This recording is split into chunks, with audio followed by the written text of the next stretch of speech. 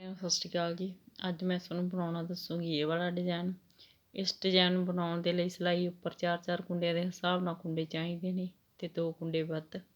ਚਲੋ ਜੀ ਸਟਾਰਟ ਕਰਦੇ ਹਾਂ ਆਪਾਂ ਡਿਜ਼ਾਈਨ ਬਣਾਉਣਾ। ਸਿੱਧੀ ਸਾਈਡ ਪਹਿਲੀ ਸਿਲਾਈ, 2 ਕੁੰਡੇ ਸਿੱਧੇ, 2 ਕੁੰਡੇ ਉਲਟੇ। ਇਹ 4 ਕੁੰਡਿਆਂ ਨੂੰ ਬਾਰ-ਬਾਰ ਰਿਪੀਟ ਕਰਦੇ ਜਾਵਾਂਗੇ। 2 ਕੁੰਡੇ ਸਿੱਧੇ, 2 ਕੁੰਡੇ ਉਲਟੇ, 2 ਕੁੰਡੇ ਸਿੱਧੇ, 2 ਕੁੰਡੇ ਉਲਟੇ। ਸਾਰੀ ਸਿਲਾਈ ਜੀ ਇਸ ਤਰ੍ਹਾਂ ਹੀ ਰਿਪੀਟ ਕਰਦੇ ਜਾਵਾਂਗੇ।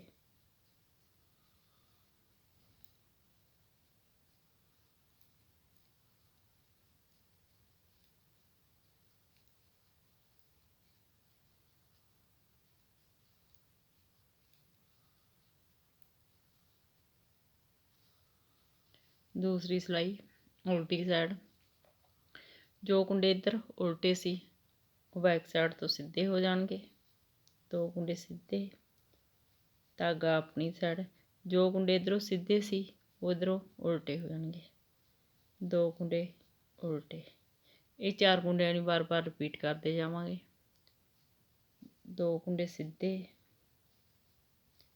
2 कुंडे उल्टे, 2 कुंडे सीधे, 2 कुंडे उल्टे।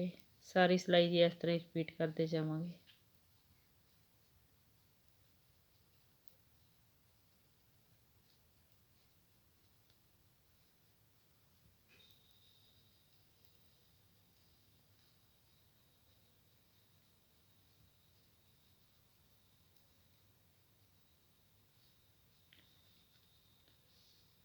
तीसरी सिलाई सीधी साइड,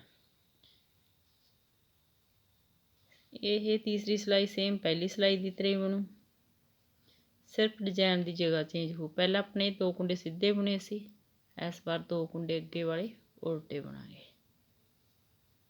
धागा दूसरी साइड, ये 2 कुंडे अपने को उल्टे सी, ये 2 कुंडे सीधे हो जाएंगे। ये 4 कुंडियां नूं बार बार रिपीट करते जावांगे। 2 कुंडे उल्टे, 2 कुंडे सीधे, 2 कुंडे उल्टे, 2 कुंडे सीधे,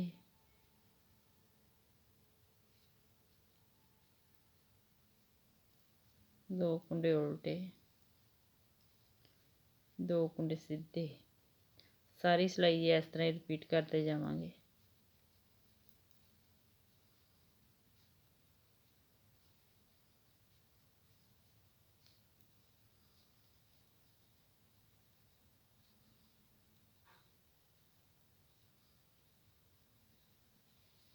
चौथी सिलाई उल्टी साइड, अपने को 2 कुंडे सीधे ने ते ये 2 कुंडे उल्टे हो जाएंगे। चौथी सिलाई च धागा दूसरी साइड, ये 2 कुंडे अपने को उल्टे ने, ये इधरली साइड तो सीधे हो जाएंगे। 2 कुंडे सीधे, 2 कुंडे उल्टे, 2 कुंडे सीधे, 2 कुंडे उल्टे, 2 कुंडे सीधे,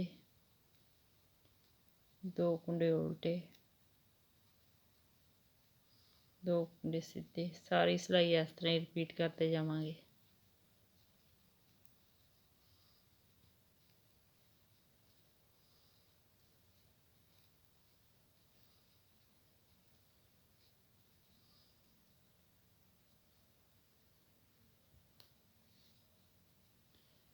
ये देखो 4 सिलाइयां दे विच अपना डिजाइन बन के कंप्लीट हो गया।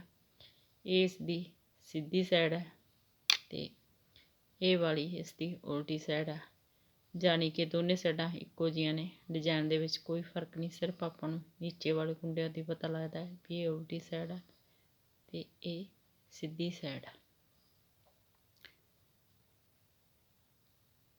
इन्हां 4 सिलाइयां नूं बार बार रिपीट करते जाओ तो एक शानदार डिजाइन तैयार करते जाओ। वीडियो नूं लाइक शेयर और चैनल नूं सबसक्राइब जरूर करियो जी। Thank you.